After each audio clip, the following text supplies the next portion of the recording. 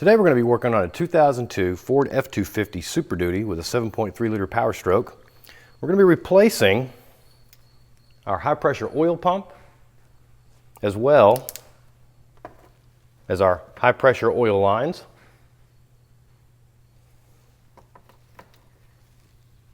And also the pressure sensor. We're going to show you a few tips and a few tricks on how to install these parts as easily as possible. Get it done right the first time and get you back up and running in no time. The first steps in replacing the high pressure oil pump and the lines and the pressure sensor are going to be removing the cover as well as the back pressure sensor and the fuel filter housing assembly. And you can actually see all of those steps in another video we have on our channel when we actually show you how to replace the fuel filter housing assembly itself. We'll also be doing an oil change on this after the high pressure oil pump has been replaced.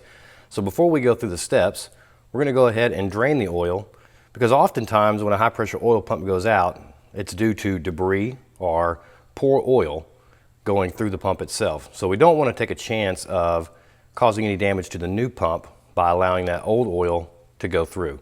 So we'll bypass that by draining the oil before we get started and then doing an oil change after we get the new high pressure oil pump in, just to make sure that we have good, clean, fresh oil going through that new pump. Now that we've removed the fuel filter housing assembly and we can access the high pressure oil pump, we've got a few things that we need to remove before we can actually remove the high pressure oil pump itself. To begin with, we have our pigtail that we need to remove. We have our high pressure oil pump lines, one here and one over here, and then right back underneath on this side as well as underneath on this side, we have two bolts that are going to be holding this pump against its mount. So we'll remove those items and then we can go to the front side. One note I will make on the high pressure oil pump lines, a common mistake that's made, and it does seem to be easier at the time, would be to remove the high pressure oil pump lines via this nut. The problem with that is when you go to reinstall the high pressure oil pump and the lines, these often get stripped going back into the pump, causing them to blow out, and you'll have really a lot worse issue than you had to begin with.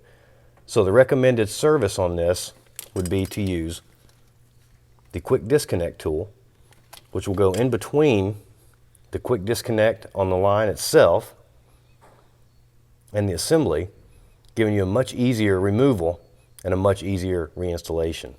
So make sure you pick one of these up to do this particular part of the service. With everything on the back of the high pressure oil pump now removed, we have to come to the front, and what you'll find is this bracket here. Now that's where the back pressure sensor will be located. You'll be removing that before you go into the main removal process of the fuel filter housing assembly. Underneath of that bracket, there is a nut that holds on the tube for the feedback sensor. You'll remove that, and then if you'll notice, we have a nut right here, and then another one down on this side. Once we remove those two nuts, this bracket will come off as one piece with this mounting plate, and that'll give us access to the nut that's holding the high pressure oil pump onto the gear. Now that we have the plate removed, we can now access the bolt that's inside the housing holding the high pressure oil pump onto the gear. The easiest way to get that bolt off would be to have one socket on the harmonic balancer bolt with a long extension or breaker bar to keep the engine from turning, and another on the bolt located inside the housing going in the opposite direction. Once you get the bolt broken free, it's as simple as using a ratchet to pull it the rest of the way out. Make sure you remove the bolt and the washer at the same time. The washer can decide that it wants to kind of fall out of the way. Just make sure that you pull that out with it. You don't want that to fall out and not have access to it. Once we had all our bolts removed and we had our lines removed as well, we were able to gently slide the pump out and then pull it straight up out of the galley that it sits in One thing you do want to make absolutely sure of when you get the pump out is that the gasket comes with it. Worst thing you can do replacing one of these pumps is double gasketing. Kind of hard to do, it's very easy to notice, but just to make sure, because these do sometimes stick to the mounting side and don't come off with the pump itself.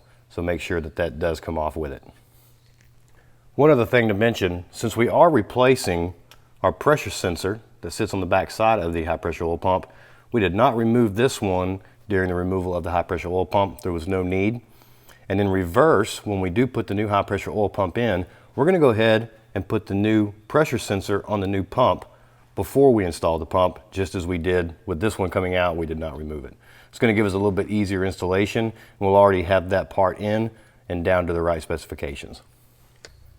Now that we have our old high pressure oil pump completely removed, and we have our new high pressure oil pump prepped and ready to go, we have our gasket in place, so that when we line this up against the mounting surface, that'll be where it needs to be.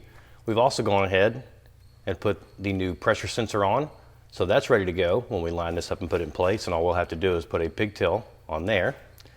And then I've also, as you see here, gone ahead and put the high pressure oil pump lines back in the position locked in at the engine side.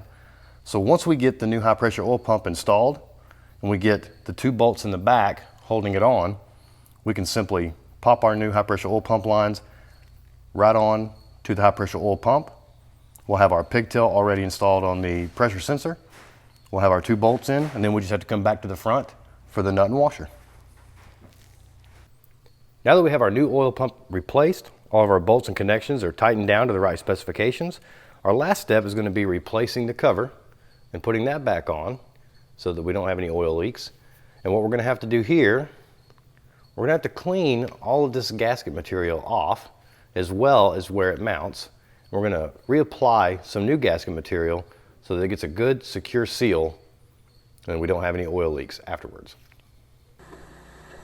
Now that we have our high pressure oil pump completely and fully reinstalled, we've got our new high pressure oil lines in, we have our new pressure sensor in, and everything's torqued down to the right specifications. All our bolts are accounted for, all of our pigtails are accounted for. Everything is tightened down right, so we're going to make sure we don't have any oil leaks, and we've got it ready to go. The last steps we'll take, of course, is just to replace, of course, the top cover here, our fuel filter housing assembly, our coolant hose that we had to remove, and our backfeed pressure sensor. And then, of course, we'll also go through, like I said earlier in the video, and make sure we get a fresh, clean oil change done on this truck. That way, the first time this thing starts up, that new high-pressure oil pump receives good, fresh, clean oil, which is vital to this high-pressure oil pump lasting many, many years and many, many miles to come. And hopefully now you have a better understanding of what it takes to replace a high-pressure oil pump, the lines, and that new pressure sensor on this 2002 Ford F-250 Powerstroke 7.3 diesel.